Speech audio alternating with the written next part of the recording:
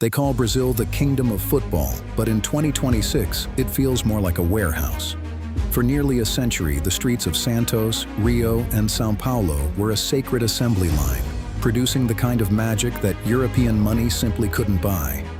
We grew up watching idols like Zico, Pelé, and even Neymar spend years perfecting their craft on home soil before they ever dreamt of crossing the Atlantic. But today, the assembly line has been hijacked.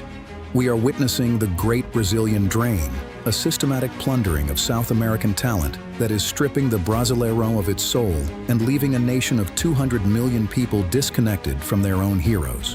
While European giants like Real Madrid, Chelsea, and Manchester City celebrate their latest Wonder Kid signings, they are leaving behind a local game that is economically hollow and culturally broken.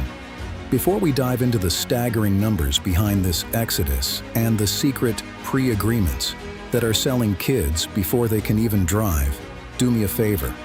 If you believe the beautiful game is about more than just a transfer balance sheet, hit that subscribe button. We are building a community for the fans who want the truth behind the highlights. This is GoalLine Stories, and today, we are investigating the death of the Brazilian dream.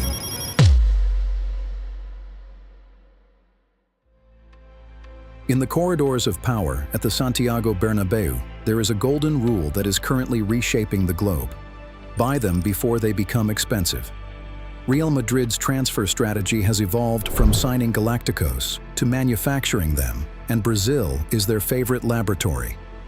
Under the leadership of Chief Scout Juni Calafat, the club has perfected a pre-agreement system that effectively bypasses FIFA's Article 19, the rule meant to protect minors from international trafficking. By agreeing to massive fees for players like Endrick, Vinicius Jr., and Rodrigo years before they turn 18, Madrid secures their future while the players are still in their early teens. In 2026, this has reached a fever pitch. Palmeiras, one of the most successful clubs in South America, has become a feeder system for Europe, recently generating over 150 million euros from the sales of Endrick, Estêvão, and Luis Guilherme before any of them had even celebrated their 19th birthdays. For the European giants, it's a brilliant financial hedge. They pay 60 million euros now to avoid paying 160 million euros later. But for the Brazilian league, it's a death sentence. We are seeing a ceiling where the most talented players in the country are legally prohibited from staying. They are treated like high-yield stocks, held by Brazilian clubs just long enough to mature before they are shipped off to the highest bidder in the north. The result? A league where the stars are always leaving and the fans are left cheering for shadows. But the damage isn't just financial, it's emotional. As we head into the 2026 World Cup, the Brazilian national team is facing an unprecedented identity crisis. For the first time in history, the Seleção is a team of strangers to the people they represent. In recent qualifiers, nearly 95% of the starting lineup plays their football in Europe, meaning a vast majority of the Brazilian public has never actually seen their idols play a single minute in a local stadium. This disconnect has reached the highest levels of government. President Lula recently made waves by publicly questioning why stars like Vinicius Jr. and Endrick are given priority over local talents, arguing that those playing in the Brasileirão are just as good as those abroad. It's a brutal critique that reflects a growing national sentiment, that the national team has become an export product designed for a global audience rather than a local one. Even more concerning is the looming 2026 World Cup travel ban.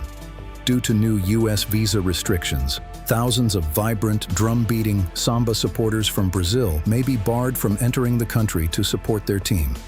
We are looking at a future where a Brazilian team, coached by Europeans and filled with European-based stars, plays in front of a corporate American crowd, while the heart of Brazil watches from a distance on a screen.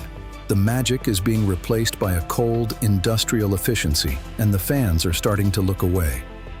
If you want to know why Brazilian clubs are selling their future, you have to look at their debt.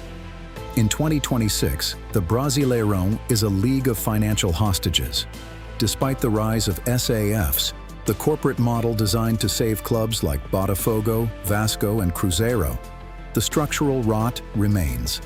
As of early 2026, the top 20 clubs in Brazil are operating with a staggering average debt-to-revenue ratio, with some institutions spending over 80% of their total income just to cover football operations and interest on old loans. The situation has become so desperate that the CBF has finally implemented the SSF, the Brazilian Football Financial Sustainability System, forcing clubs to settle debts by November 2026 or face immediate points deductions. This is the drain's secret engine. Brazilian clubs don't sell players because they want to improve. They sell because they are physically incapable of paying their electricity bills and player salaries without that injection of European cash. We are seeing a repricing of the market where betting sponsors, who once artificially inflated club revenues by over 1 billion reais, are now pulling back due to new 2026 regulations. Without that gambling money, the only product left to sell is the 17-year-old in the academy. Europe knows this. They are waiting like sharks at the end of every transfer window, knowing that for a Brazilian president, a 30 million euro check from London or Madrid isn't just a transfer fee. It's a survival kit. We are watching a proud footballing nation being forced to sell its inheritance just to keep the lights on. The most tragic part of the drain isn't what happens in the boardroom. It's what's happening on the pavement. For decades, the secret weapon of Brazilian football wasn't a coach.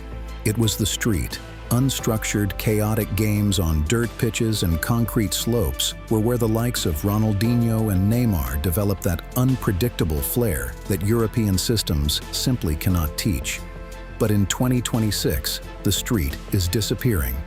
Rapid urbanization has turned those prime dirt lots into concrete real estate, forcing kids into pay-to-play academies that many families simply cannot afford. Only 1 in 5 academies in Brazil is now free, creating a massive barrier for the very talent that once rose from the favelas. Even worse, these academies are being industrialized to meet European demands. Scouts like Uni Califat aren't looking for the next wild entertainer. They are looking for tactical discipline, physical verticality, and technical precision. Traits that fit perfectly into a Champions League spreadsheet but strip away the samba rhythm. We are trading our exceptionality for sterile imitation, producing players who look like they were built in a German lab rather than a Rio neighborhood. While Europe integrates small-sided drills to replicate the street, Brazil is losing the real thing to safe, sterile, and monitored environments that prioritize safety and profit over creativity and risk. The factory is still running, but the product is no longer magic. It's just efficient. It's not just the players being exported, it's the very intellect of Brazilian football. In 2026, we are witnessing a complete collapse of the Brazilian coaching school. For nearly a century, Brazil's refusal to hire a foreign manager was a point of national pride, a statement that the 5-time champions didn't need outside help to win. But that taboo has finally been shattered. Following the sacking of Dorival Jr. after a humiliating 4-1 loss to Argentina in 2025, the CBF made the most historic decision in its history. They turned to a European to save their soul. Carlo Ancelotti has officially taken the reins for the 2026 World Cup, marking the first time in a century that a foreigner has held the permanent job. This isn't just an appointment, it's a confession. It's an admission that the local tactical know-how has been depleted. In the Brasileirão today, nearly half of the 20 top-flight clubs are managed by foreigners, mostly from the Portuguese school like Abel Ferreira and Jorge Jesus. While these managers bring trophies, they also bring European structures, zonal marking, and rigid transition play. The brain drain means that even the kids who do stay in Brazil are being coached by Europeans to play like Europeans. We are losing our tactical sovereignty. Brazil is no longer the teacher of the football world. We have become the students, desperately trying to learn a language that isn't our own. We've sold our players, we've sold our academies, and now we've even surrendered the bench. So, what is left for the country that gave the world the beautiful game? As we stand on the doorstep of the 2026 World Cup, Brazil is at a crossroads. We aren't just watching a transfer market. We are watching a liquidation of national identity. When our 17-year-olds are sold before they've even felt the roar of a local derby, and our national team is managed by a European for the first time in a century, the samba doesn't just slow down, it stops. Real Madrid, Chelsea, and the rest of the European elite may have the trophies and the billion-dollar balance sheets, but they can never replicate the soul of a game that was born in the dust of the favelas. Brazil's greatest challenge in 2026 isn't winning a sixth star in North America. It's finding a way to make its people fall in love with their own team again. If we continue to treat our players like export commodities, we will wake up to find a world where the yellow shirt is just a brand and the magic is just a memory. Before you go, if you want more deep dives into the stories the mainstream media won't touch, make sure to subscribe and join our community. This has been a GoalLine Stories investigation.